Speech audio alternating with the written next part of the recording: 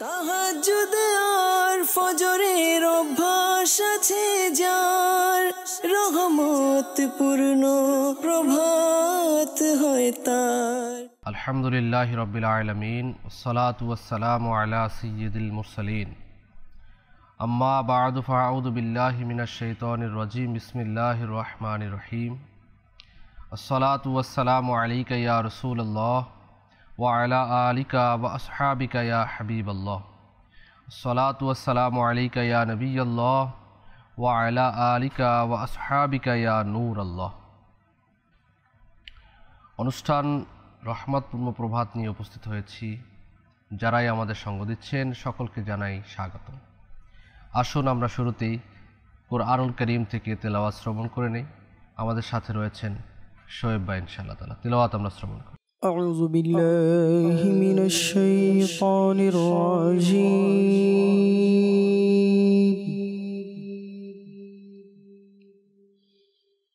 বিসমিল্লাহির রহমানির রহিম।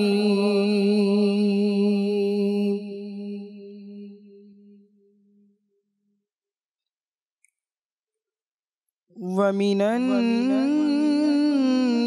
নাসি মান ইয়াশরি নাফসাহু ইবতিগা মারদাতিল্লাহ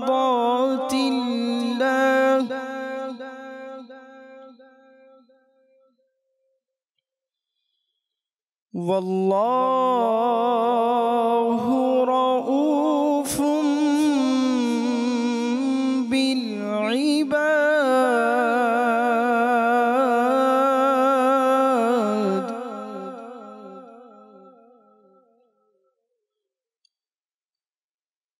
ইয়া আইয়ুহাল্লাযীনা আমানু উদখুলু ফিস-সিলমি কাফফাহ ওয়ালা তাত্তাবিউ খুতুওয়াতিশ শাইতান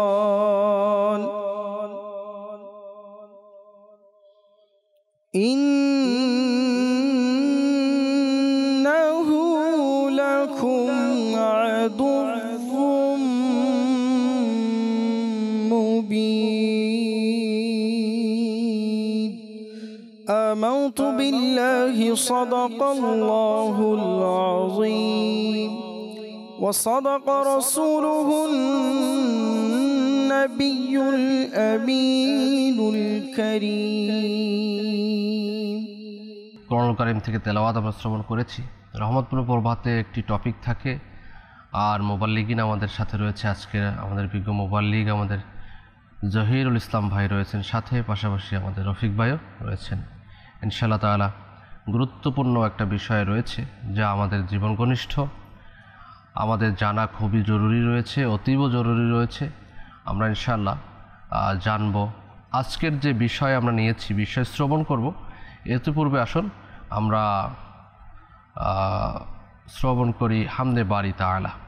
এরপরই ইনশাআল্লাহ আমরা বিষয় নিয়ে আলোচনার দিকে যাব। সাল্লু আলাল হাবিব সাল্লাল্লাহু তাআলা আলা মুহাম্মদ সাল্লাল্লাহু তাআলা আলাইহি ওয়া আলিহি ওয়াসাল্লাম। সাল্লাল্লাহু আলাইকা ইয়া রাসূলুল্লাহ ওয়া সাল্লাম আলাইকা ইয়া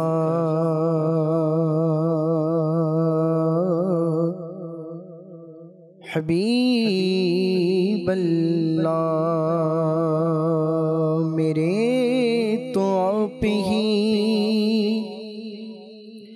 सब कुछ है, रहमते आलम मैं जी रहा हूँ ज़माने में आप ही के लिए मैं जी रहा हूँ ज़माने में के लिए और तुम्हारी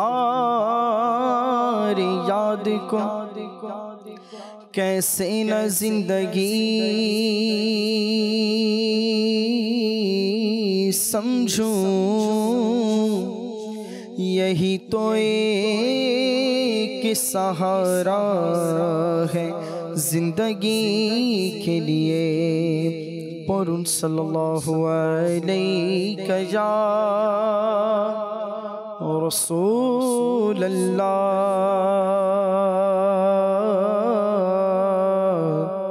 वसल्लम अलैका या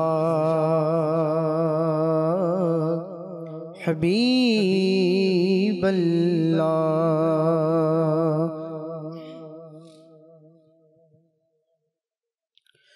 या रब्बना इरहम लना, या रब्बना इरहम लना, या रब्बना रब्बना इरहम लना लना, या रब्बना इरहम लना। गुनाह होते आमै बचाओ या इलाही, गुनाह होते आमै बचाओ या इलाही। बदभ्रष्ट होते मुक्ति दाओ या इलाही। या रब्बना रब्बना इरहम लना लना, या रब्बना इरहम लना अल्लाह। या रब्बना रब्बना इरहम लना लना, या रब्बना इरहम लना। गुनाह सब আমার মুছে দাও ইয়া ইলাহি, গুনাহ সব আমার মুছে দাও ইয়া ইলাহি। পুণ্যবান আমাকে বানাও ইয়া ইলাহি, পুণ্যবান আমাকে বানাও ইয়া ইলাহি, পুণ্যবান আমাকে বানাও ইয়া ইলাহি। ইয়া রব্বানা রব্বানা ইরহাম লানা লানা, ইয়া রব্বানা لنا يا ربنا ربنا ارحم لنا لنا يا ربنا ارحم لنا। তোমায় সব নবীদের দোহায় গো খোদা, তোমায় সব নবীদের দোহায় ও গো মাওলা। আমার সব গুনাহ মুছে দাও ইয়া ইলাহি, আমার সব গুনাহ মুছে দাও ইয়া ইলাহি, আমার সব গুনাহ মুছে দাও ইয়া ইলাহি। ইয়া রব্বানা রব্বানা ইরহাম লানা লানা, ইয়া রব্বানা ইরহাম লানা, ইয়া রব্বানা রব্বানা ইরহাম লানা লানা, ইয়া রব্বানা ইরহাম লানা। প্রতি বছর আমায় দেখাও প্রিয় কাবা, প্রতি বছর আমায় দেখাও প্রিয় কাবা। মক্কা ও মদিনা দেখাও ইয়া ইলাহি, মক্কা ও মদিনা দেখাও ইয়া ইলাহি, মক্কা ও মদিনা দেখাও ইয়া ইলাহি। ইয়া রব্বানা রব্বানা ইরহাম লানা লানা, ইয়া রব্বানা ইরহাম লানা, ইয়া রব্বানা রব্বানা ইরহাম লানা লানা, ইয়া রব্বানা ইরহাম লানা। নবী প্রেমে যেন থাকি সদা বিভোর, নবী প্রেমে যেন থাকি সদা বিভোর। আমায় মোনাশিক বানাও ইয়া ইলাহি, আমায় মোনাশিক বানাও ইয়া ইলাহি, আমায় মোনাশিক বানাও ইয়া ইলাহি। ইয়া রব্বানা রব্বানা ইরহাম লানা লানা, ইয়া রব্বানা ইরহাম লানা। যারা কাঁদে সদা মদিনার বিরহে, যারা কাঁদে সদা মদিনার বিরহে, তাদেরকে মদিনা দেখাও ইয়া ইলাহি, তাদেরকে মদিনা দেখাও ইয়া ইলাহি, তাদেরকে মদিনা দেখাও ইয়া ইলাহি। ইয়া রব্বানা রব্বানা ইরহাম লানা লানা, ইয়া রব্বানা ইরহাম লানা, ইয়া রব্বানা রব্বানা ইরহাম লানা লানা, ইয়া রব্বানা ইরহাম লানা। আপনার রহমতপূর্ণ প্রভাত, মাশাআল্লাহ। আর একটা টপিক অবশ্যই থাকে দর্শক শ্রোতা, আমরা আমাদের জীবন অতিবাহিত করার জন্য জীবিকা নির্বাহ করে থাকি, আর এই জীবিকা নির্বাহের জন্য আমাদের উপার্জন করতে হয়। এই উপার্জনের ক্ষেত্রে কয়েকটা জিনিস অবলম্বন করে, তার মধ্যে হচ্ছে হালাল পন্থায় উপার্জন এবং হারাম পন্থায় অসৎ পন্থায় উপার্জন। তো আজকের আমাদের টপিক রয়েছে অসৎ পন্থায় উপার্জন। তো এর ক্ষতিকর দিকগুলো আমরা শুনবো, সকল কিছু জানার আমরা চেষ্টা করবো কোরআন হাদিস থেকে, কালামও শ্রবণ করবো, আপনাদের কলও নিব। শুরুতেই জহির ভাইয়ের কাছে যাব। জহির ভাই আজকের বিষয় শুনেই নিয়েছেন, অসৎ পন্থায় অসৎ উপায়ে উপার্জন আমাদের সমাজে একটা দেখা যায় অনেক বড় ব্যাধিতে পরিণত হয়েছে। শুরুতেই কি বলবেন? আসলেই মহান আল্লাহ সুবহানাহু ওয়া তাআলার যে বিধান আমাদেরকে দিয়েছেন, আমরা যদি সেই বিধান সেই নিয়মকে ফলো করি এবং আমরা যদি প্রকৃত অর্থে যে কারণে আলফেসানি ভাই যে কারণে আমরা উপার্জন করি অসৎ পথে, উদ্দেশ্য কি? একটু সুখ খুঁজে পাওয়া, সম্পদ গ্রহণের মাধ্যমে, ভোগ বিলাসিতার মাধ্যমে সুখ খুঁজে পাওয়া। প্রকৃত অর্থে কিন্তু অসৎ উপায়ের মাঝে উপার্জন করে সুখ খুঁজে পাওয়া যায় না, সম্ভব না। কোরআনে পাকে আল্লাহ তাআলা নির্দেশ দিয়েছেন, হে মানুষ, তোমরা পৃথিবীতে হালাল ও পবিত্র বস্তু ভক্ষণ করো, আর শয়তানের পথকে অনুসরণ করো না, নিশ্চয়ই সে তোমাদের প্রকাশ্য শত্রু। আল্লাহ তাবারক ওয়া তাআলা স্পষ্ট বলেছেন। দেখেন, আমি একটা গাড়ি তৈরি করলাম না, ওই গাড়িটার চালিকা যে শক্তি আছে, ওই শক্তি দিয়েছে আমি পেট্রোল কিংবা ডিজেল। এখন আমি যদি বলি যে ইঞ্জিনিয়ার তৈরি করলো পেট্রোল কিংবা ডিজেল দিয়ে, এখন আমি বললাম না, আমি পেট্রোলও ব্যবহার করব না, ডিজেলও ব্যবহার করব না, আমি পানি দিয়ে চালাবো। এখন আমি যদি ওই গাড়ির ভিতর পানি দিয়ে চালানোর চেষ্টা করি বা চা ঢালবো বা কফি দেব, বেশি দামি কফি দেব, আমার ইচ্ছা, আমার জিনিস, কফি দিয়ে ওটাকে চালাবো, তাহলে কি ওই ইঞ্জিনটা চলা সম্ভবপর হবে? আমরা সবাই যারা বুদ্ধিমান আছি সবাই এক বাক্যে বলে ফেলবো এটা কখনো সম্ভবপর না, কারণ ইঞ্জিনিয়ার তৈরি করেছে এটা ভালোভাবে চলার জন্য, এটা অকটেন কিংবা পেট্রোল। ঠিক অনুরূপভাবে আল্লাহ সুবহানাহু ওয়া তাআলা আমাদেরকে হালাল বস্তু গ্রহণের মাঝেই সুখের ঘোষণা দিয়েছেন এবং নির্দেশ দিয়েছেন।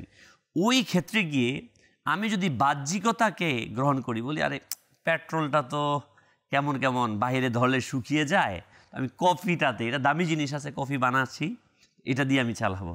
তো এটা যদি আমি কল্পনা করি যেমন অবাস্তব ব্যাপার, ঠিক অনুরূপ আলফিসানি ভাই, আমি যদি মনে করি যে আমি অনেকগুলো টাকা উপার্জন করে, সেটা অবৈধ পন্থা হোক, জোর জুলুম নির্যাতন যাই হোক না কেন, আমি সেটা দিয়ে সুখ উপার্জন করব এবং আমার সন্তান সন্ততি এর মাঝে সুখ খুঁজে পাবে।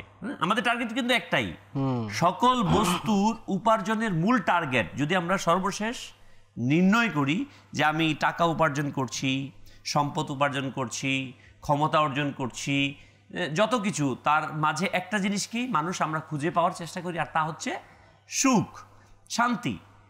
তো আমরা কখনো কিন্তু সেটাকে খুঁজে পাবো না যদি না আমরা হালাল পন্থা অবলম্বন করি। কেননা আল্লাহ সুবহানাহু ওয়া তাআলা কোরআন মাজিদে সূরা নাহাল এর মধ্যে ইরশাদ করেন, আল্লাহ তোমাদেরকে হালাল ও পবিত্র যা দিয়েছে তা হতে আহার করো, আল্লাহর নেয়ামতের জন্য কৃতজ্ঞতা প্রকাশ করো, যদি তোমরা কেবল তারই ইবাদত করো। আমরা যদি আল্লাহ তাআলার ইবাদত করি, তার কৃতজ্ঞতা জ্ঞাপন করি, আল্লাহ সুবহানাহু ওয়া তাআলা তখন আমাদেরকে তার নিয়ামতটাকে বাড়িয়ে দিবেন। আর যদি আমরা অবলম্বন করি অন্য পথ, তাহলে চেষ্টা করতে পারবো, যে কথা আমি পূর্বে উদাহরণ দিলাম একটা ছোট্টভাবে, যে হয়তোবা আমরা সাময়িকভাবে চালাতে পারি, দেখতে পারি। যেমনটা আমাদের উপরে এই যে স্টুডিওর উপরে লাইটটা জ্বলে আছে, জি, লাইটটা জ্বলছে নেগেটিভ আর পজিটিভের মাধ্যমে। আমি যদি খুব বুদ্ধিমত্তার বেশি পরিচয় দিয়ে চিন্তা করি নেগেটিভ কেন, এটা তো মাইনাস জিনিস না, পজিটিভটা পাওয়ারফুল, আমি পজিটিভ লাগিয়ে লাইটটাকে জ্বালাবো, হয়তোবা এটা জ্বলা সম্ভব হবে না, আলো আমাকে দেবে না, বরং অ্যাক্সিডেন্টের সম্ভাবনা থাকবে।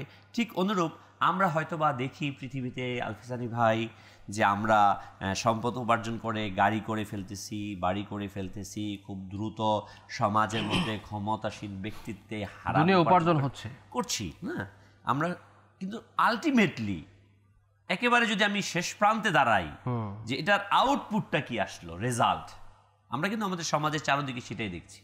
আজকে যারা হারাম উপার্জন করছে, এটা আমরা মনে প্রাণে কিন্তু বিশ্বাস করি, মানে কিংবা না মানে আলফেসানি ভাই সেটা পরের ব্যাপার, কিন্তু আমরা কিন্তু বিশ্বাস করি হারাম। যে গ্রামের একটা প্রবাদ আছে, হারামে আরাম নাই, মরলেও নিস্তার নাই।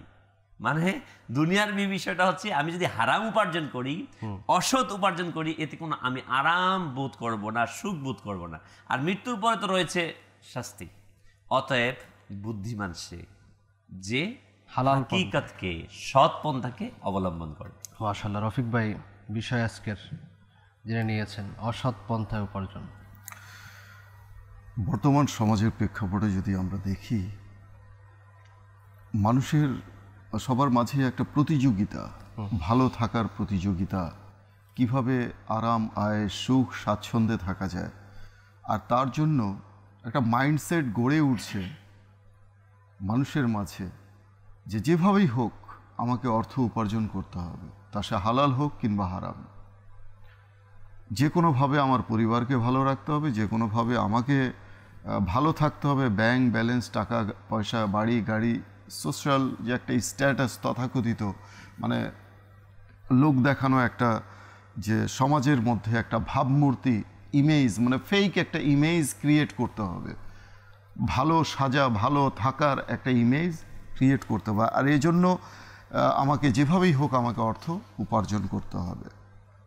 আর তখনই সে হারাম পন্থা বেছে নেয়। কিন্তু হালাল পন্থা মানুষ চেষ্টা করলে পারে, একটু সময় লাগে, পরিশ্রম লাগে, দিতে হয়, কিন্তু মানুষ চায় শর্টকাটে কী করে আমি বড়লোক হয়ে যাই, শর্টকাটে কী করে আমার বাড়ি গাড়ি, ব্যাংক ব্যালেন্স, হ্যাঁ, আঙুল ফুলে রাতারাতি ঘরের আসবাবপত্র বাড়াতে হবে, সুন্দর ডেকোরেশন হওয়া চাই, হোম ডেকোরেশন, তারপর ব্যাংকে কিছু ব্যাংক ব্যালেন্স হওয়া চাই, কিছু জমি জমা হওয়া চাই, কিছু স্বর্ণালঙ্কার হওয়া চাই, স্ত্রীর চাহিদা পূরণ করতে গিয়ে, সন্তানদের চাহিদা পূরণ করতে গিয়ে অনেক সময় সেই চাহিদাগুলোও হয়ে থাকে অযৌক্তিক, অবৈধ। সেই অবৈধ অযৌক্তিক চাহিদাগুলোকে পূরণ করার জন্য গৃহকর্তাকে বেছে নিতে হয় হারাম পন্থা। আর সেই হারাম পন্থাগুলো কি কি? প্রতারণা, সুদ ঘুষের লেনদেন, ওজনে কম দেয়া, দ্রব্যে ভেজাল করা, চুরি ডাকাতি, ছিনতাই, জুয়া, চাঁদাবাজি ও মাদক ব্যবসা ইত্যাদি প্রত্যেকটি কর্মই হারাম উপার্জনের সাথে জড়িত। আর আমরা জানি যে হারাম খাবার, হারাম জীবিকা ভক্ষণ ও হারাম উপার্জনকারী ব্যক্তি সমাজ ও জাতির জন্য চরম ক্ষতিকারক। এটা একটা চরম সংক্রামক ব্যাধি যেটা ছড়িয়ে যাচ্ছে সমাজে। আর এটা একমাত্র এটা ঘটছে এই কারণে যে যারা দিন থেকে দূরে সরে গেছে, দিন থেকে দূরে সরে যাওয়ার কারণে, লা ইলমিয়াতের কারণে, দিনী শিক্ষা না থাকার কারণে, ধর্মীয় অনুশাসন থেকে বিচ্যুত হওয়ার কারণে মানুষের মাঝে এই চিন্তা ভাবনাগুলো জেগে ওঠে। হারাম বস্তু মানুষের দেহ ও মনের উপর মারাত্মক ক্ষতিকর প্রভাব বিস্তার করে, মারাত্মক ক্ষতিকর প্রভাব। আচ্ছা, নৈতিক অধপতনের প্রেরণা যোগায়, যেমন মাদক দ্রব্যের সাথে জড়িত সকল অপকর্ম, অশ্লীলতার মূল এবং দেশের অমূল্য সম্পদ ও যুব সমাজকে ধ্বংসের মোক্ষম হাতিয়ার। তার মধ্যে উল্লেখযোগ্য একটি মাধ্যম, উল্লেখযোগ্য একটি জঘন্য, বরং মাধ্যম বলবো না, জঘন্য মাধ্যম হচ্ছে সুদ। সুদ ও ঘুষের লেনদেন। সুদ একটি মানুষ ও তথা পরিবারকে শোষণ করার জন্য একটি ভয়াবহ মাধ্যম।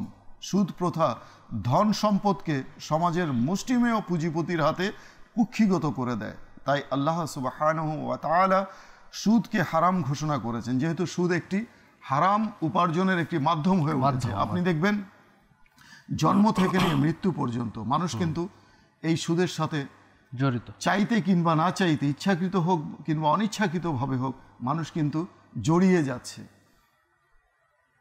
একটি সন্তান ভূমিষ্ঠ হওয়ার জন্য মানুষ ওই মানে যে অবলম্বন করছে সুদের। বিয়ে হবে, ইন্টারেস্টে হোক বা যেভাবে হোক টাকা দরকার, ভালো পড়াশোনা করতে হবে, বিদেশে পাড়ি জমাতে হবে, ওই সুদের আশ্রয় নিচ্ছে। বিল্ডিং নির্মাণ করতে হবে, ওই সুদের আশ্রয় নিচ্ছে। ভালো একটা চাকরির দরকার, ওই সুদের আশ্রয় নিচ্ছে। কেন, কি কারণে? অথচ এ সম্পর্কে আল্লাহ তাআলা কি ইরশাদ করেছেন?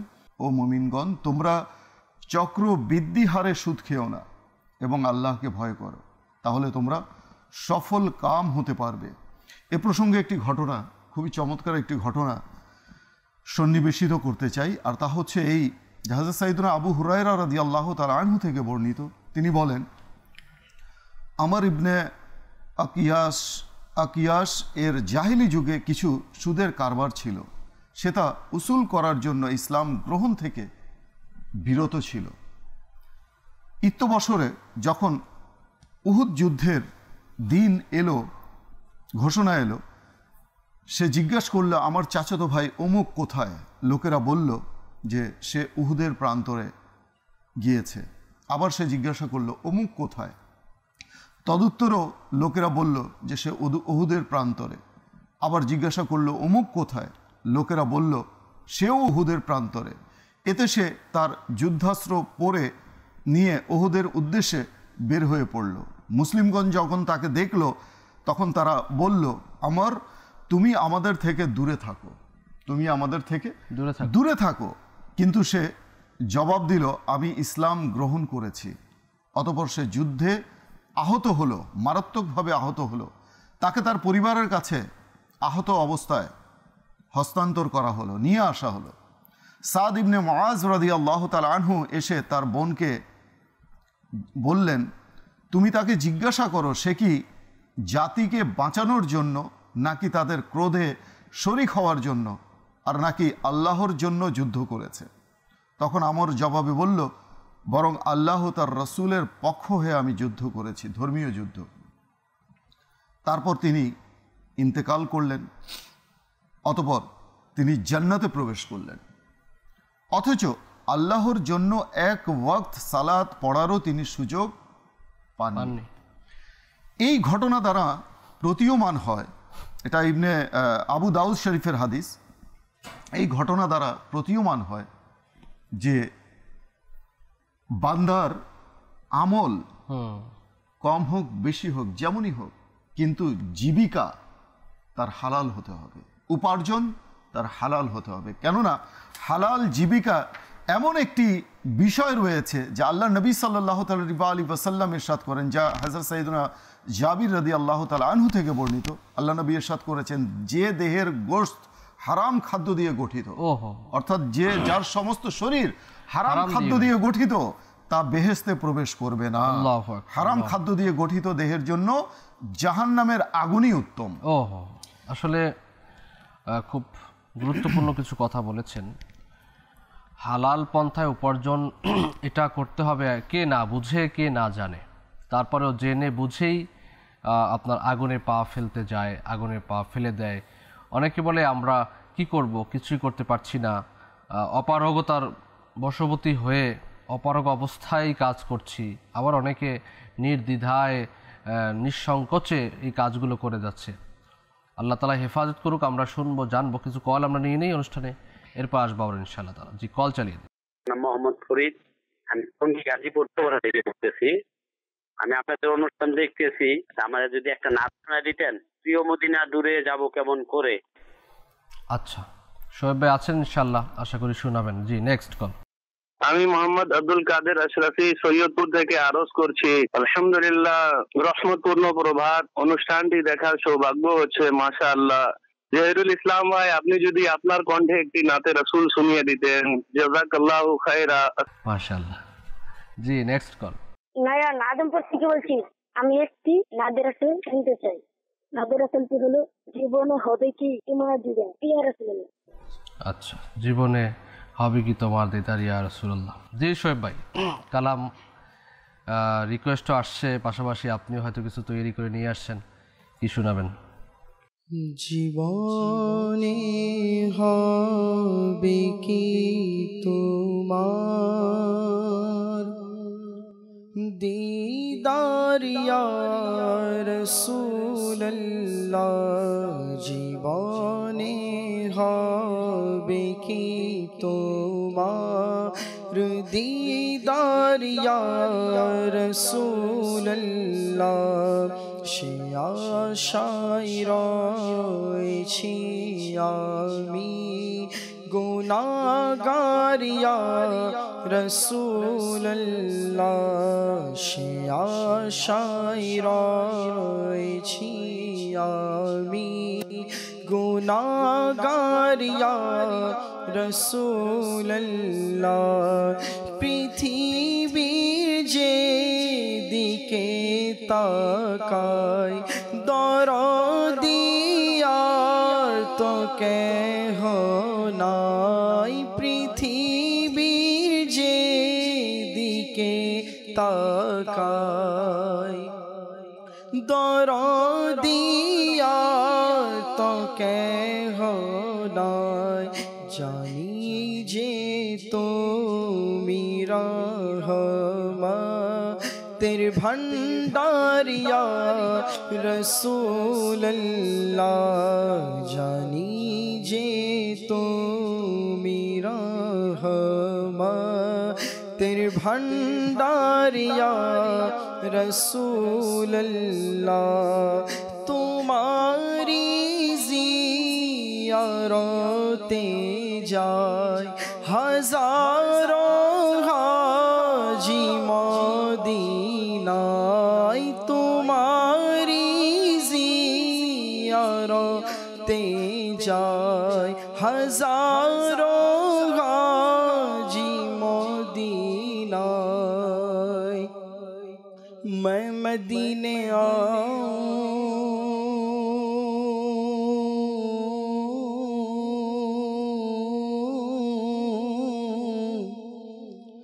मेरी औकात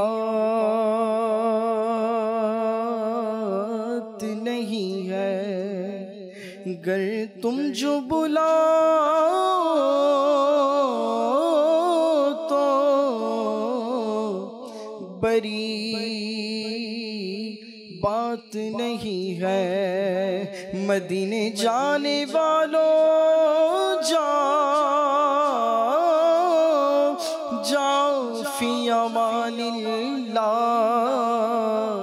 कभी तो अपना भी लग जाएगा बिस्तर मदीने में। तुम्हारी ज़ियारते जाए हजारों हाजी मदीनाय, तुम्हारी ज़ियारते जाए हजारों हाजी मदीनाय। देखाओ ना क्यों तुम्हार दरबार या लल्ला, देखाओ ना क्यों तुम्हार दरबार या রসুল্লাহ তোমায় যদি না দেখি কি কাজের দোয়া খিজে আমার इन आँखों का वरना कोई मसरब ही नहीं है सरकार तुम्हारा रुख ज़ैबा नजर आए कुछ ऐसा कर दे मेरे किरदगार आँखों में हमेशा नक्श रहे रोए यार आँखों में और वो नूरे दे मेरे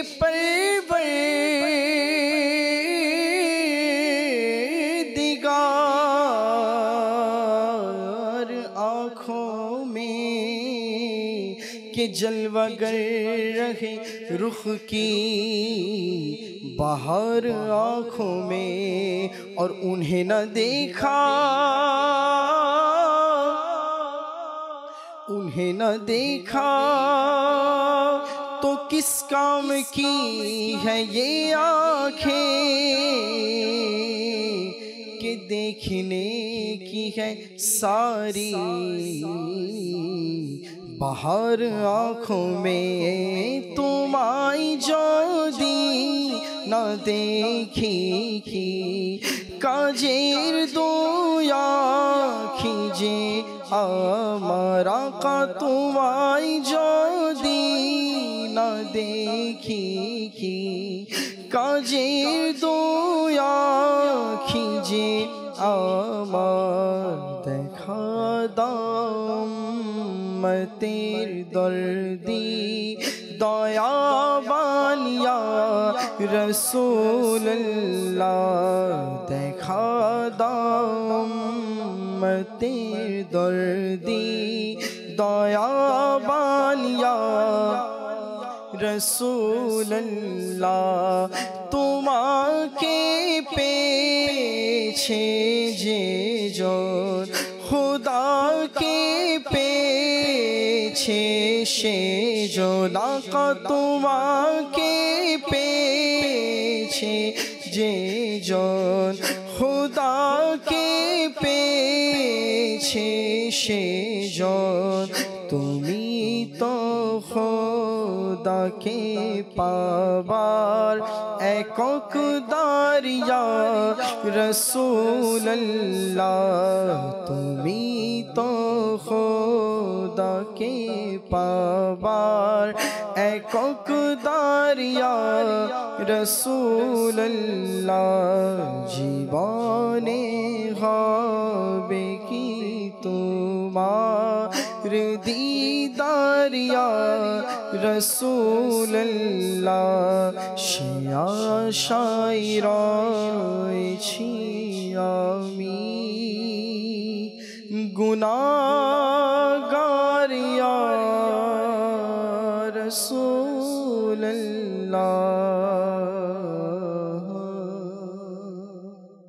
মাশাআল্লাহ, আমাদের সোশ্যাল মিডিয়াতে অনেকে দেখছেন, তার মধ্যে রাকিব ভাই সঙ্গ দিচ্ছেন, আমাদের হিলাল ভাই আমাদের সাথে রয়েছেন, মোহাম্মদ হারুন ভাই দোয়াও দিয়েছেন, জামিউল আলম, তারপরে ইরফান ভাই আমাদের সাথে রয়েছেন, রাজশাহী থেকে দেখতে পাচ্ছেন আমাদেরকে, নাচ শুনতে চান ইনশাআল্লাহ তাআলা শোনানো হবে। সাল্লু আলাল হাবিব সাল্লাল্লাহু আলা মুহাম্মদ। অসৎ পন্থায় উপার্জন নিয়ে আমরা আলোচনা করছি জহির ভাই। রসুল করিম সাল্লাল্লাহু আলাইহি ওয়াসাল্লাম অত্যন্ত সুন্দর কিছু উদাহরণ দিয়েছেন হাদিসে কারিমার মাঝে, যে অসৎ পন্থা অবলম্বন। আসলে প্রতিটা কোরআন এবং হাদিসের মূল বক্তব্য কিন্তু এক এবং অভিন্ন আলফিজানি ভাই। আচ্ছা, এই বিষয়টার ক্ষেত্রে অসৎ পথের, যে রসুল করিম সাল্লাল্লাহু আলাইহি ওয়াসাল্লাম দেখলেন যে একজন ব্যক্তি সে এমনভাবে দোয়া করছে, তার চুল ছিল এলোমেলো, কাপড় ছিল একেবারে জীর্ণ শীর্ণ, হাত উত্তোলন করে। রাসূল করিম সাল্লাল্লাহু আলাইহি সাল্লাম ইরশাদ করলেন যে সে যদি হাত উত্তোলন করতে করতে এই পর্যন্ত পৌঁছে যায় যে তার হাত আসমান পর্যন্ত উঠে যায়, আচ্ছা, তথাপি আল্লাহ তাআলা তার দোয়াকে কবুল করবেন না, যদি না তার রিজিক হালাল না হয়। আসলেই আমরা অনেকে আবার আমাদের এই সমাজের মাঝে একটা শ্রেণী আছে আলফিসানি ভাই, তারা এটা মনে করে যে আমি 1 লাখ টাকা অবৈধ পন্থায় উপার্জন করলাম, ঠিক আছে, সেখান থেকে 10,000 টাকা মাদ্রাসায় দিয়ে দিলাম, মসজিদে দিয়ে দিলাম, দরিদ্রকে দান করে দিলাম, প্লাসে মাইনাসে ইকুয়াল ইকুয়াল ইকুয়াল, একটা চিন্তাধারা, একটা ভুল ধারণা। হাদিসে পাকের মধ্যে রাসূল করিম সাল্লাল্লাহু আলাইহি ওয়াসাল্লাম ইরশাদ করেন যে আল্লাহ তাআলা পবিত্র, আর তিনি পবিত্রতাকে পছন্দ করেন। অপবিত্রতা দিয়ে তো হবে না। যদি কেউ হারাম বস্তুকে আল্লাহর রাহে খরচ করে সওয়াবের চিন্তা করে, ওই সওয়াবের চিন্তা করাটাও হারাম এবং গুনাহের কাজ। মানে এটা তো অনেক দূরের ম্যাটার যে আমাকে ওইটা ক্রস করে দেবে। হারাম সম্পদ ব্যয় করলাম, তাহলে আমার হারাম উপার্জনটা কি হয়ে যাবে, হয়তোবা মিটমাট হয়ে যাবে, সমাধান হয়ে যাবে। এটা তো সমাধানের ম্যাটার তো দূরের। বরং বলা হয়েছে যদি কেউ হারাম পন্থায় উপার্জিত সম্পদকে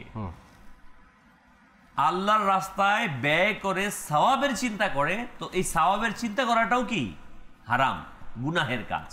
দেখেন আমরা কেমন আশ্চর্যকর একটা সমাজ বিনির্মাণ করতে চলেছি আলফিসানি ভাই, যে আমরা আমাদের এই সমাজ, আমাদের দেশ, বর্তমান মুসলিম উম্মাহ, যদি আমাদেরকে কেউ বলে এসে ভাই তুমি মৃত গরুর গোশত খাবে, আমরা বলবো আস্তাগফিরুল্লাহ, কি বলো তোমার ঈমান নেই, তুমি মুসলমান না, টাকার কি কম পড়ছে নাকি, টাকার কম আছে নাকি, তুমি কি শুকরের গোশত খাবে, বলে লা হাওলা ওয়ালা কুওয়াতা ইল্লা বিল্লাহ। তার ধারণা মারহাবা, সত্যি, সঠিক, এই চিন্তা চেতনায় হওয়া উচিত একজন মুসলমান হিসেবে। কিন্তু হায় আফসোস, এই চিন্তা আমাদের প্রকাশ্য জায়গাতে, আমি যে হারাম পন্থায় সুদে ঘুষে অবৈধ টাকা দিয়ে যে হালাল বস্তুকে ক্রয় করছি, সেটা কি হালাল থাকলো না, বরং ওই বস্তুটাও হারাম, সেটাও হারাম, একই রকম হারাম। যেমন শুকুরের গোশত যেমন হারাম, হারাম পন্থায় উপার্জিত সম্পদের ক্রয়কৃত হালাল বস্তুটাও তেমন হারাম। আর সবচেয়ে বড় কথা হলো যাদের জন্য আমি ক্রয় করছি, কাদের জন্য, আমার পরিবারের সন্তান সন্ততি, তাদের জন্যই তো। কারণ একা থাকলে তো এত উপার্জনের দরকার ছিল না। এখন এরা কাল কিয়ামতের দিনে এরা কি করবে, এদের অবস্থান কোথায় যাবে, এরা কি পক্ষে? হাদিসে পাকে এই বিষয়টা রাসূল করিম সাল্লাল্লাহু আলাইহি ওয়াসাল্লাম স্পষ্ট করেছে। সেটা কি, যার সারাংশ হচ্ছে এই যে কিয়ামতের দিন এক ব্যক্তি পরিবার তার বিরুদ্ধে আল্লাহ তাআলার দরবারে অভিযোগ করবে, হে আল্লাহ, এই ব্যক্তি আমাদেরকে আজ এই কঠিন অবস্থার মুখোমুখি করেছে। বলা হবে কি, বলবে হে আল্লাহ, সে জানতো যে আমরা যদি হারাম খাই তার পরিণতি কি, কিন্তু সে আমাদেরকে হারাম খাইয়েছে। আমরা যদি আল্লাহ তোমার ইবাদত না করি তাহলে এর পরিণতি কি সে জানতো, কিন্তু আমাদেরকে নেকির দাওয়াত দেয় নাই। তখন ওই ব্যক্তি সহ পরিবারের সকলকে জাহান্নামে নিক্ষেপ করা হবে।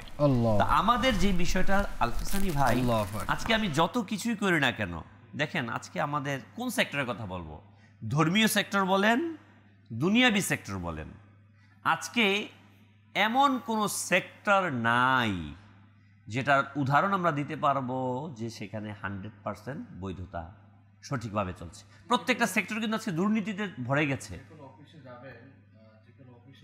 এখানে অটোমেটিক্যালি যিনি যাচ্ছেন তার মধ্যে টেন্ডেন্সি তৈরি কিভাবে হয় যে এখানে আসলে কিছু দিলেই আমার ফাইলটা মানে হয়ে যাবে, কাজ হবে, কিছু না দিলে হবে না। আসলে এটা আগা থেকে আমাদের একটা কথা আছে যে গাছের আগা থেকে কিন্তু সমস্যা সৃষ্টি হয় না, গোড়া থেকে, গাছের গোড়া থেকে সৃষ্টি হয়। মিন আজকে আমার এই সমাজ ব্যবস্থা কিন্তু আমরাই তৈরি করেছি।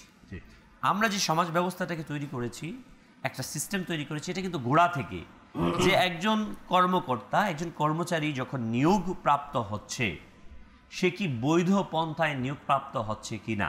প্রথম হচ্ছে এটা, যে একজন একটা চাকরি বা একটা সার্ভিস কিংবা ব্যবসা যখন করতে শুরু করে, তখন এই শুরুটা যদি তার অবৈধ পন্থা দিয়ে অবৈধ সিস্টেম হয়, তার পুরো জীবনের টেন্ডেন্সি এটাই থাকবে যে আমি সুদে আসলে আমার সেই দেয়া ঘুষ, দুর্নীতি, সিস্টেম লস এর পদ্ধতি আমি আমার জীবনে বাস্তবায়ন করব। আপনার একটা মানুষ, আপনি বাইকারই ধরেন অথবা গাড়ি ধরেন, তো সে জানে যে আমার কাগজপত্র অথবা কিছু ঠিক নাই, তারপর আমার ফিটনেস ঠিক নেই, গাড়ির ফিটনেস ঠিক নেই, ঠিক নেই, হ্যাঁ, কোনো কিছু ঠিক নেই অথবা লাইসেন্স নেই, তো সে তারপর রাস্তায় বের হচ্ছে। কারণ কি, তার মধ্যে একটা কনফিডেন্স তো লেভেল আছে যে রাস্তায় ধরলেই কিছু দিয়ে দিলে হয়ে যাবে।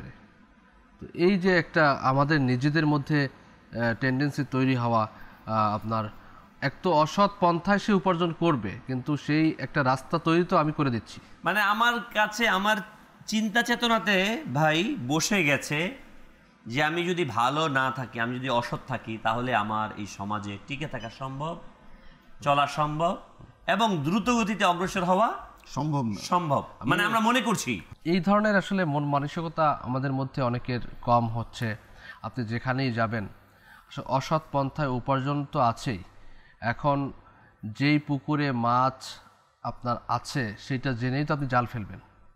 যদি আপনি মনে করেন যে এখানে নেই, এই ডোবাতে, এই পুকুরের মধ্যে কোনো মাছ নেই, তাহলে আপনি সময় কিন্তু সেখানে ওয়েস্ট করবেন না, সেখানে আপনি যাবেনও না, সেখানে জাল ফেলবেন না, সেখানে আপনি বড়শিও ফেলবেন না মাছ ধরার জন্য। আপনি জানেন যে এখানে মাছ নেই, মাছ শেষ। আমাদের বুড়িগঙ্গা এখন কেউ বড়শি ফেলে না সহজে। আচ্ছা, এখন কথা হচ্ছে যে সেই মাছ আপনার ধরার অথবা সেই প্রকোপটা তো আমি তৈরি করে দিচ্ছি।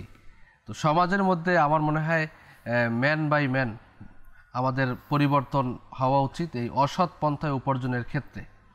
আমি হয়তো অসৎ পন্থা উপার্জন করছি না, কিন্তু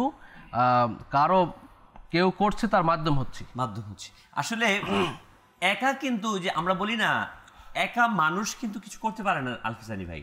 তবে হ্যাঁ, সংশোধনের উদ্যোগটা, প্রচেষ্টাটা আমার থেকেই শুরু করতে হবে। আমি যদি মনে করি পুরো সমাজ সংশোধন হোক তারপর আমি সংশোধন হবো, এটা কিন্তু সম্ভব না। আমাকে চেষ্টা করতে হবে, আমি প্রতিবাদ করব, আমি অন্যায়ের বিরুদ্ধে দাঁড়াবো, আমি সৎ কাজ করব। সৎ কাজের যে বিষয়গুলো রয়েছে, এই সতের ব্যাপারটা আমি যখন দাঁড়াবো, নিঃসন্দেহে আল্লাহ সুবহানাহু ওয়া তাআলা ন্যাচারালি, প্রকৃতভাবে, দেখেন আজকে কিন্তু আমাদের মুখে মুখে প্রকৃতির ভারসাম্য রক্ষার একটা স্লোগান তৈরি হচ্ছে, ঠিক না?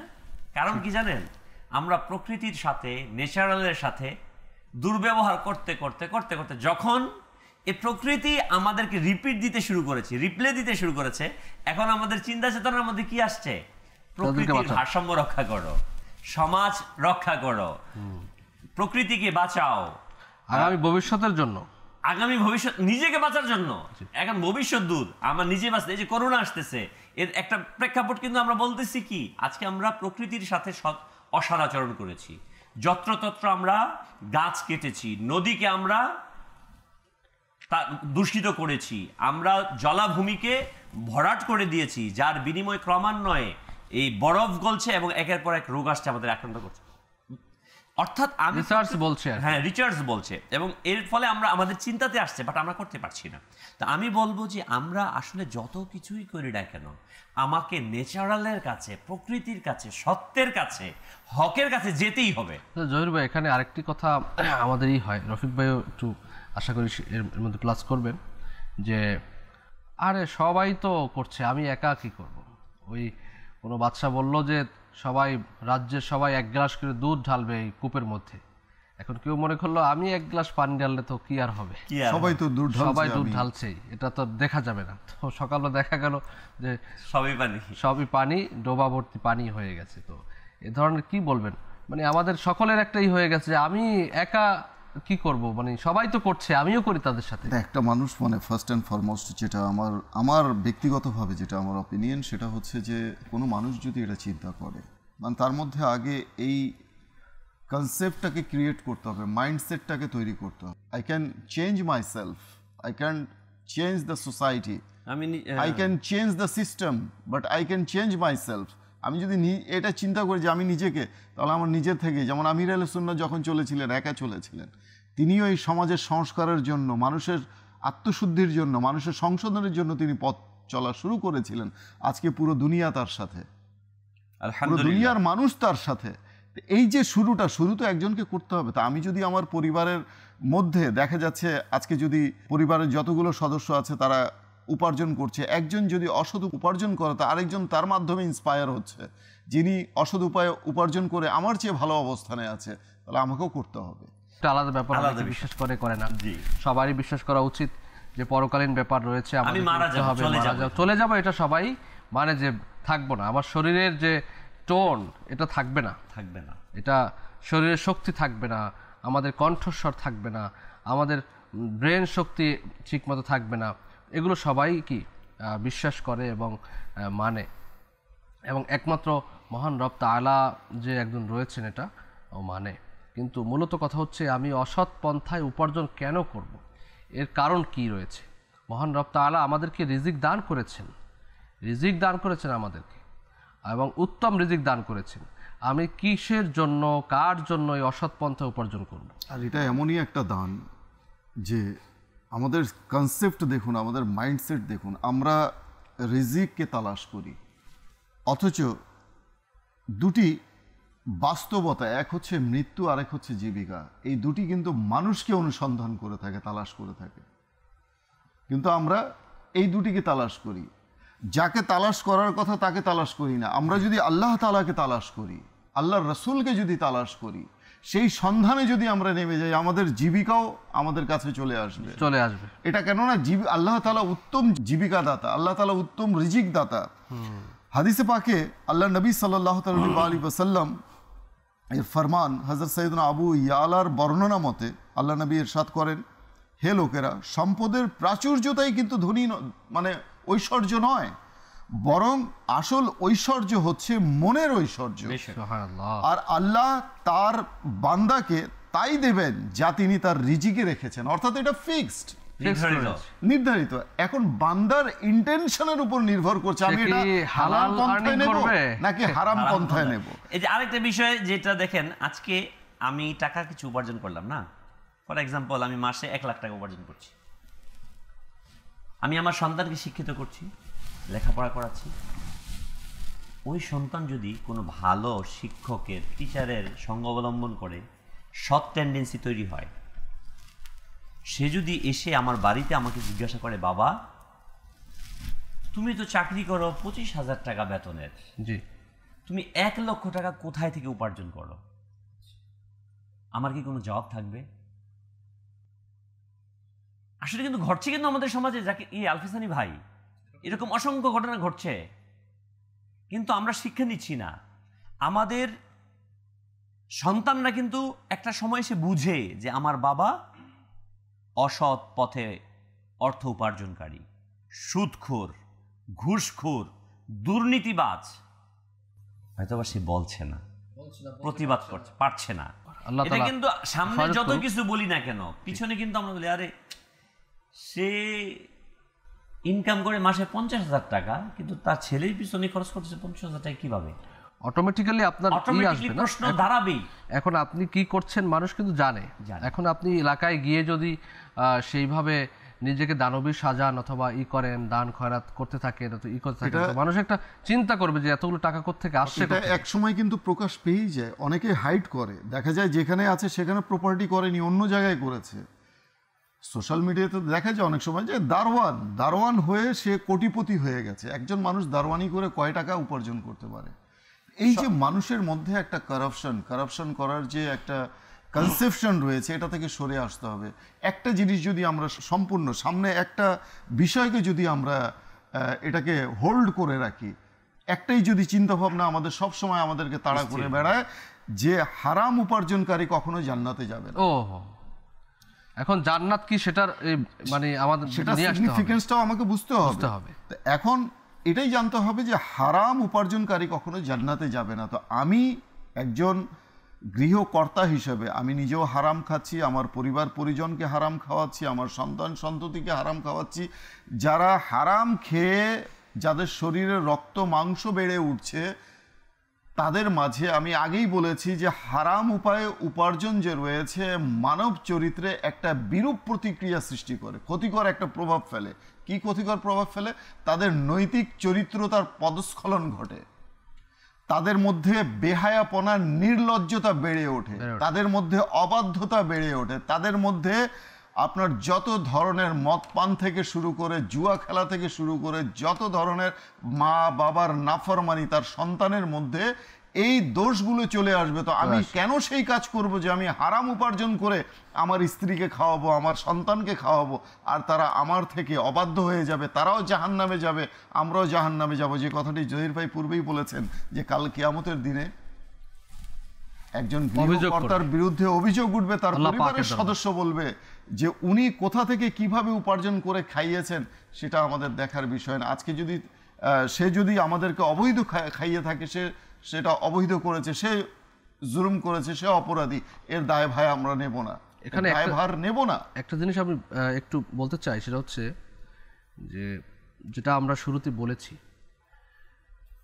কেউ আপনার নিজের জীবিকা নির্বাহের জন্য যতটুকু প্রয়োজন ততটুকু আল্লাহ তাআলা মানে দিবেন এবং দিয়েছেন। এখন তার মর্জি সে ভালো পন্থায় উপার্জন করুক অথবা অসৎ পন্থায় উপার্জন করুক। এখন অসৎ পন্থায় উপার্জন করলে এই জিনিসটা একটু আর্লি চলে আসে, এবং হালাল পন্থায় উপার্জন করলে আপনাকে একটু কষ্ট করতে হবে, নিজের মাথার ঘাম পায়ে ফেলতে হবে, আর এটার মধ্যে সওয়াব রয়েছে। আসলে মূলত আমরা চাই ওই আঙ্গুল ফুলে কলা গাছ হওয়ার মতো বরকত, কিন্তু বরকত হালালের মধ্যে রয়েছে, হারামের মাঝে নেই। হারামের মাঝে নেই। যখন কোনো বান্দা ইন্টেনশন, তার মাঝে একটা ইচ্ছা কাজ করে যে আমি এই অবৈধ উপার্জন দ্বারাই আমি গড়ে তুলব, অর্থাৎ সে অবৈধ উপার্জনের মধ্যে সে খুশি আছে, সন্তুষ্ট আছে, তখন তার চারিদিকে হারামের দরজাগুলো খুলে দেয়া হয় এবং সে হারামভাবেই উপার্জন করে। আর এক সময় তো তাকে ফিরে যেতেই হবে আল্লাহ তাআলার কাছে। এটা হচ্ছে ওই যে একটা কথা বলি না আমরা, যে আল্লাহ তাআলা ছাড় দেন কিন্তু ছেড়ে দেন না, এক সময় কিন্তু তাকে ওই জাহান্নামের অতল গহ্বরে নিক্ষেপিত হতে হবে, এটাই হচ্ছে আলটিমেটলি পানিশমেন্ট। আর এজন্য আমাদের এখন থেকেই সতর্ক হতে হবে, যে না সতর্ক হতে হবে, এবং আপনার মানে অসৎ পন্থায় যাদের উপার্জন রয়েছে এখন থেকে বোঝা উচিত এবং এটা থেকে ফিরে আসা উচিত। আমরা কিছু কল নেই, এরপর আমরা আসছি আবার। জি, কল চালি।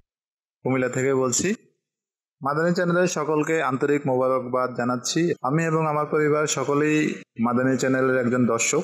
আমরা নিয়মিত আপনাদের প্রোগ্রাম দেখে থাকি এবং এই প্রোগ্রাম দেখে দেখে আল্লাহর রাস্তায় চলার অনেক অনেক সুন্দর সুন্দর তথ্য আপনাদের কাছ থেকে আমি পেয়েছি।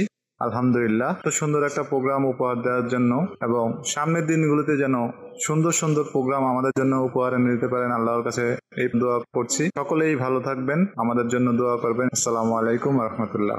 ওয়ালাইকুম আসসালাম রহমতুল্লাহ বরাকাতু। আমাদের অনুষ্ঠানে আপনি কল করেছেন, অসংখ্য ধন্যবাদ। উৎসাহ প্রদান করেছেন এবং মাদানী চ্যানেল দেখছেন, এটা শুনে ভালো লাগছে। আপনি নিজেও দেখুন, অপরকে দেখতে উৎসাহিত করুন। নেক্সট। আমার নাম মোহাম্মদ রানি, কুমিল্লা থেকে বলছি। আমি একটি নাচ সঙ্গীতারা নামে মুহাম্মদ সাল্লাল্লাহু আলাইহি ওয়াসাল্লাম। আচ্ছা জি, নেক্সট। আমার নাম মোহাম্মদ পিয়াস। আমি একটি মানকাবাব শুনতে চাই, মুর্শিদ আমার আফতার। আচ্ছা জি, জি শোয়েব ভাই, অনেকগুলো আসছে, একটু একটু করে শুনাই দিতেন, আগেও ছিল এখনো আসছে। সাল্লাল্লাহু ইয়া রাসূলুল্লাহ ওয়া সাল্লাম আলাইকা ইয়া হাবিবাল্লাহ, সাল্লাল্লাহু ইয়া রাসূলুল্লাহ ওয়া সাল্লাম আলাইকা ইয়া হাবিবাল্লাহ। চোখেরি তারা নামে মুহাম্মদ, হৃদয়ের সারা নামে মুহাম্মদ, সাল্লাল্লাহু আলাইকা ইয়া রাসূলুল্লাহ ওয়া সাল্লাম আলাইকা ইয়া হাবিবাল্লাহ। দৌলত যদি চাও উভয় জাহানে, দৌলত যদি চাও উভয় জাহানে, দৌলত যদি চাও উভয় জাহানের পরজিফা নামে মোহাম্মদ পরজিফা নামে মোহাম্মদ পরজিফা নামে মোহাম্মদ পর সাল্লাল্লাহু या रसूल अल्लाह वसल्लम अलैहि हबीब अल्लाह सल्लल्लाहु अलैहि या रसूल अल्लाह वसल्लम अलैहि या हबीब अल्लाह সোনার মদিনা আমার প্রাণের মদিনা সোনার মদিনা আমার প্রাণের মদিনা সব ভুলিব কিন্তু তোমায় ভুলতে পারি না সব ভুলিব কিন্তু তোমায় ভুলতে পারি না ভুলিনি ভুলব না ভুলতে পারি না ভুলিনি ভুলব না ভুলতে পারি না সব ভুলিব কিন্তু তোমায় ভুলতে পারি না মদিনা সব ভুলিব কিন্তু তোমায় ভুলতে পারি না अर्श मुअल्लार छे दामी तुमी हो अल्लाहर सृष्टिर माझे श्रेष्ठ भूमि हो अर्श मुअल्लार छे दामी तुमी हो अल्लाहर सृष्टिर माझे श्रेष्ठ भूमि हो তোমার বুকে শুয়ে আছেন শাহে মদিনা তোমার বুকে শুয়ে আছেন শাহে মদিনা সব ভুলিব কিন্তু তোমায় ভুলতে পারি না মদিনা সব ভুলিব কিন্তু তোমায় ভুলতে পারি না ইয়াসরিব নামে ছিলে তুমি অলক্ষণের দেশ বড়ই মারাত্মক যে ছিল তোমার পরিবেশ ইয়াসরিব নামে ছিলে তুমি অলক্ষণের দেশ বড়ই মারাত্মক যে ছিল তোমার পরিবেশ নবীর ছোঁয়া পেয়ে হলে সোনার মদিনা নবীর ছোঁয়া পেয়ে হলে সোনার মদিনা সব ভুলিব কিন্তু তোমায় ভুলতে পারি না মদিনা সব ভুলিব কিন্তু তোমায় ভুলতে পারি না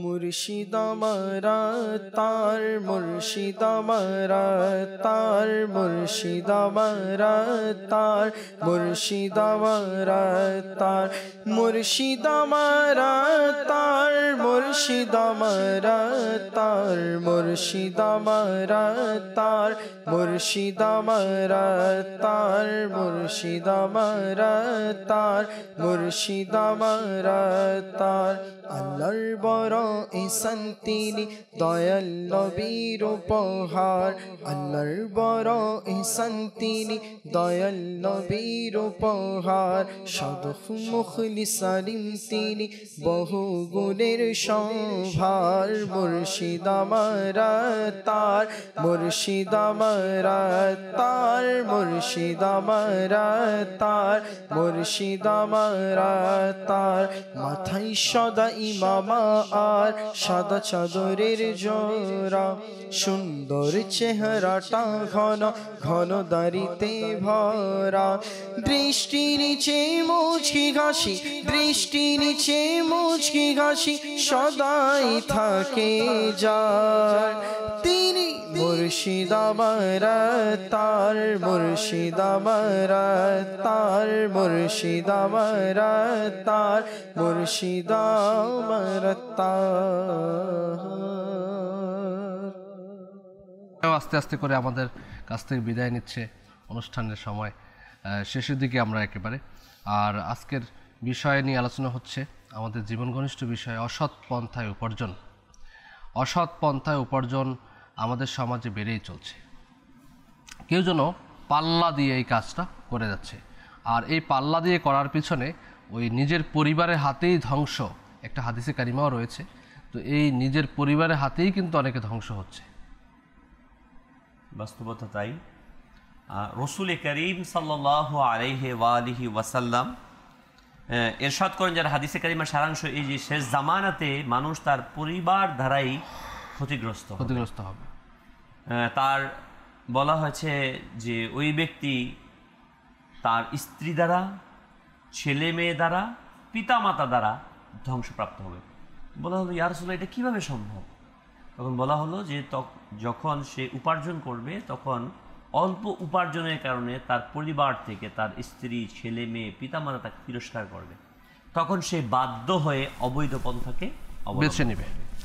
হাদিসে কারিমের মধ্যে যে এই যে আমরা অবৈধ কথাগুলো বলছি, অবৈধ উপার্জন, এর কারণটা কি? আলফিসানি ভাই কিতাবের মধ্যে আসছে, অবৈধ পন্থার উপার্জনের অন্যতম কারণ হচ্ছে মাত্রা অতিরিক্ত লোভ, চাহিদা, যেটা অল্পে তুষ্টি না হওয়া। জি। আর এই প্রসঙ্গে রসুল করিম সাল্লাল্লাহু আলাইহি ওয়াসাল্লাম ইরশাদ করেন যে ছাগলের পালে 2টি ক্ষুধার্ত নেকড়েকে যদি ছেড়ে দিলে যতটুকু না ক্ষতি করবে, তার চাইতে অনেক বেশি ক্ষতি করবে কোনো লোভী মানুষকে কোথাও ছেড়ে দিলে। অর্থাৎ লোভ মানুষকে এমনভাবে ধ্বংস করে দেয়, এমনভাবে নিঃশেষ করে যে একটি বাঘ, হিংস্র প্রাণী, সে ছাগলের পালের মধ্যে এটাকে ক্ষতি করে না। লোভ যতক্ষণ না আমরা নিয়ন্ত্রণ করতে না পারবো, ততক্ষণ পর্যন্ত আমার দ্বারা এই সমাজ, এই জাতি, এই পরিবার কিছু আশা করতে পারে না। শুধু আমি না, বরং এই লোভের দ্বারা আমি নিজে, আমার পরিবার, আমার জাতি সবাই ক্ষতিগ্রস্ত হবে। এজন্য যদি আমি অসৎ পথ থেকে বাঁচতে চাই, আমাকে লোভকে সামলাতে হবে।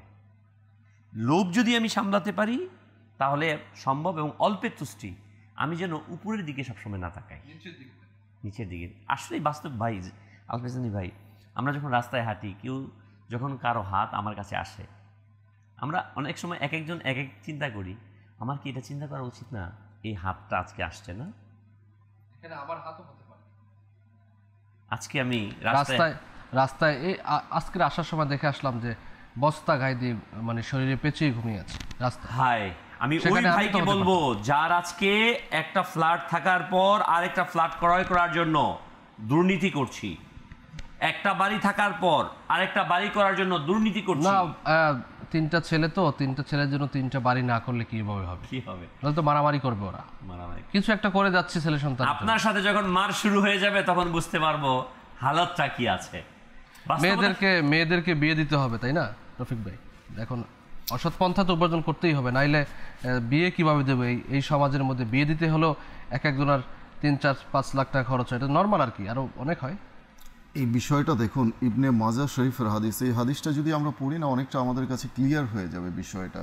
এই যে কথাটা বলা হচ্ছে লোভ লালসার কথা, হযরত সাইয়েদনা আবু হুরায়রা রাদিয়াল্লাহু তাআলা আনহুর সূত্রে বর্ণিত হাদিসে কারিমায় আল্লাহ নবী সাল্লাল্লাহু আলাইহি ওয়াসাল্লাম ইরশাদ করেছেন, হে লোকেরা, তোমরা আল্লাহকে ভয় করো এবং বৈধ উপায়ে জীবিকা অর্জন করো, কেননা কোনো প্রাণী তার নির্ধারিত রিজিক পূর্ণ না করে মৃত্যুবরণ করবে না। অর্থাৎ সে পূর্ণ রিজিক সে ভোগ করবে, সেই রিজিক যতক্ষণ পর্যন্ত তার পূর্ণ হবে না সে মৃত্যুবরণ করবে না। তাহলে রিজিকটা তো আল্লাহ তাআলা লিখে দিয়েছেন বান্দার জন্য বৈধ উপায়, তো সেটাকে যদি অবৈধ উপায়ে কেউ যদি করে, তো এই অবৈধ পন্থায় উপার্জনের পিছনে কি আমাদের কিছু অবৈধ রুসম, সেটাই বলছি, কথাটা মানে যেটা আছে যে সেটা হচ্ছে যে মানে পশু যারা রয়েছে, হিংস্র প্রাণী, তারা দেখবেন শিকার করার পরে তার সামনে দিয়ে যতই সুন্দর প্রাণী হেঁটে চলে যাক তা কিন্তু শিকার করবে না পেট ভরা। কিন্তু একমাত্র মনুষ্য জাতি এমন আছে যে তাদের লোভ, পেট ভরার পরও তাদের লোভ অবশিষ্ট থেকে যায় তাদের চোখে, অর্থাৎ যে কোনো খাবারের দিকে চোখ গেলেই সেটা খেতে ইচ্ছে করে। তো হাদিসে পাকও এরকম একটা আছে, রেওয়ায়েত আছে আল্লাহ নবী সাল্লাল্লাহু আলাইহি ওয়াসাল্লামের হাদিসের সারমর্ম, সেটা হচ্ছে যে মানুষের পেট মানে দুনিয়াবি কোনো খাবার তো পূর্ণ করতে পারবে না একমাত্র কবরের মাটি ছাড়া।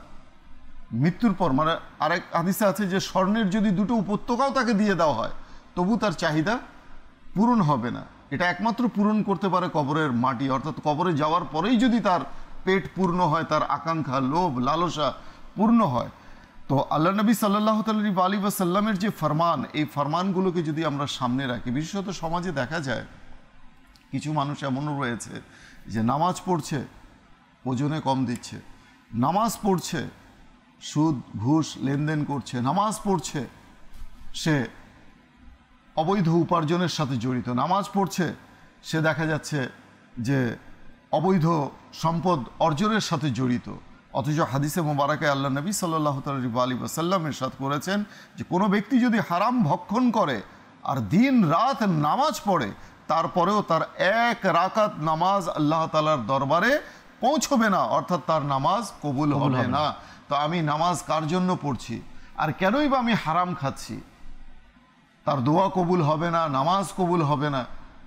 তো এই যে চিন্তাধারা, এই চিন্তাধারা থেকে আমাদেরকে সরে আসতে হবে যদি আমরা পরকালে শান্তি চাই, মুক্তি চাই। জি জি অবশ্যই।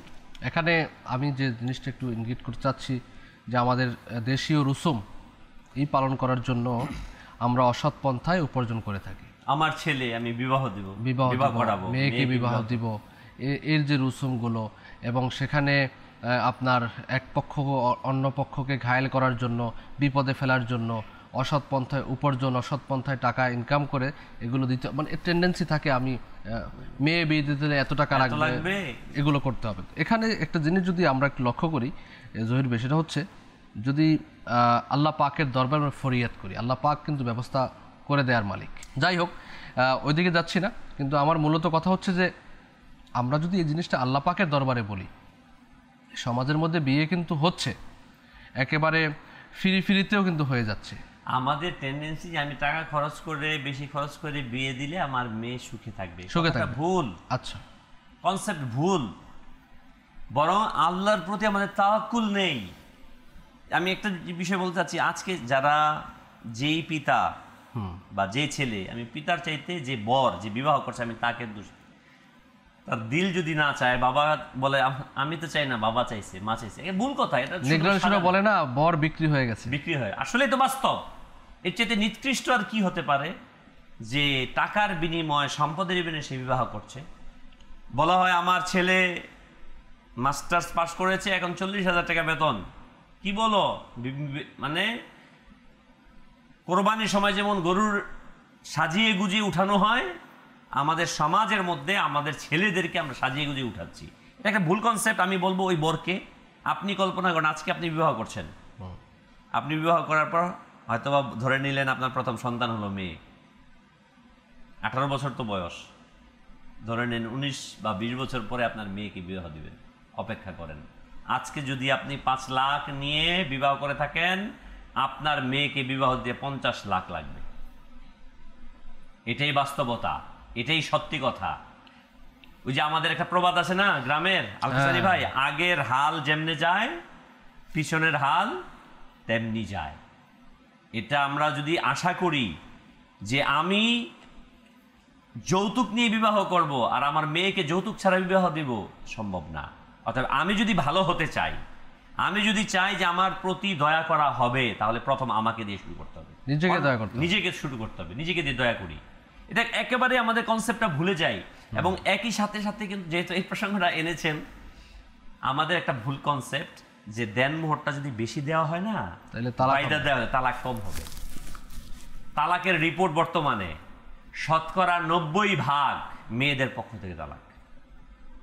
যদি ওই কারণেই হতো, যেটা কারণ বলছি আমরা, তাহলে মেয়েদের পক্ষ থেকে 90% তালাক হতো না, এর উল্টোটার দিক থাকতো। অতএব আমরা যৌতুকের বিরুদ্ধে যেমন ভাবে কথা বলি, ঠিক অনুরূপ অধিক পরিমাণে যে সকল অঞ্চলে, যেই সকল এলাকায় দেনমোহর ধরা হচ্ছে, এর ব্যাপারে আমাদের কথা বলা উচিত। জি, আমাদের বিষয় অসৎ পন্থায় উপার্জন, তো এটাও তার সাথে রিলেটেড। হ্যাঁ, রুসুমের দিকে আমি গিয়েছিলাম যে রুসুমকে এস্টাবলিশ করার জন্য অসৎ পন্থায় উপার্জন করা হয়।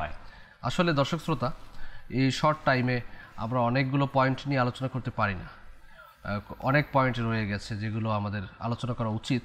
কিন্তু পারছি না, কারণ সময়ের অভাব। আমাদের ঘড়ি বলছে অনুষ্ঠান শেষ করে দেওয়ার জন্য। তো যেহেতু মাদানী চ্যানেল বাংলার একটা প্রোগ্রামের কিছু টাইম থাকে, কিছু প্যাটার্ন থাকে, যেগুলো মেনটেন করে চলতে হয়, তো আমরা আশা করছি যে হয়তো এই অসৎ পন্থায় উপার্জন, হারাম উপার্জনের ক্ষতি, হালাল উপার্জনের লাভ কি রয়েছে, তো এগুলো আমরা সচরাচর শুনেই থাকি, আরও শুনবো, আমরা অনেকে জানিও।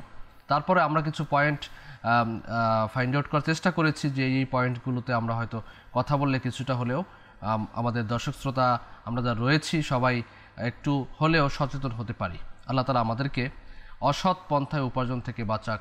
এই অসৎ পন্থায় উপার্জন আপনাকে আমাকে জাহান্নামের গভীরে নিয়ে যাবে, জান্নাত তো দূরের কথা, আমাদের জাহান্নামের গভীরে নিয়ে যাবে। তো সেজন্য আমরা কে চাই জাহান্নামে যাব? কেউই চাই না, সবাই চাই জান্নাতে যাব। তো সেজন্য আমাদের উচিত যে জান্নাতকে অর্জন করার জন্য, জাহান্নাম থেকে মুক্তি লাভের জন্য আল্লাহ পাককে সন্তুষ্টি করতে হবে।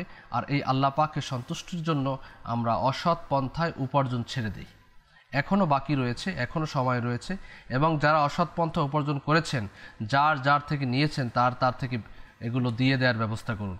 আর নয়তো চক্ষু যখন বন্ধ হয়ে যাবে চিরকালের জন্য, আপনি যখন আলামে বারজাখে চলে যাবেন, কবরের জিন্দেগিতে চলে যাবেন, তখন এর হিসাব আপনার কড়ায় দিতে হবে। আল্লাহ তাআলা আমাদেরকে হেফাজত করুন, আল্লাহ তাআলা আমাদেরকে দুনিয়া আখিরাতের মধ্যে সম্মানিত করুন, আল্লাহ তাআলা আমাদেরকে জান্নাত নসিব করুন, এবং হালাল পন্থায় উপার্জনের একটা হালাল জরিয়া, উত্তম মাধ্যম আমাদেরকে আফিয়তের সাথে, সহি সালামতের সাথে ব্যবস্থা করে দিক। আমিন বিজাহিন নবিকিল আমিন সাল্লাল্লাহু তাআলা আলাইহি ওয়া আলিহি ওয়াসাল্লাম। ইনশাআল্লাহ তাআলা আবারও রহমতপূর্ণ প্রবাদ নিয়ে উপস্থিত হব। সাথেই থাকুন, দেখতে থাকুন মাদানী চ্যানেল বাংলা। আসুন আমরা সকলেই দাঁড়িয়ে সালাতু সালাম পেশ করি। या नबी सलाम अलैका, या रसूल सलाम अलैका, या हबीब सलाम अलैका, सलावतुल्लाह अलैका।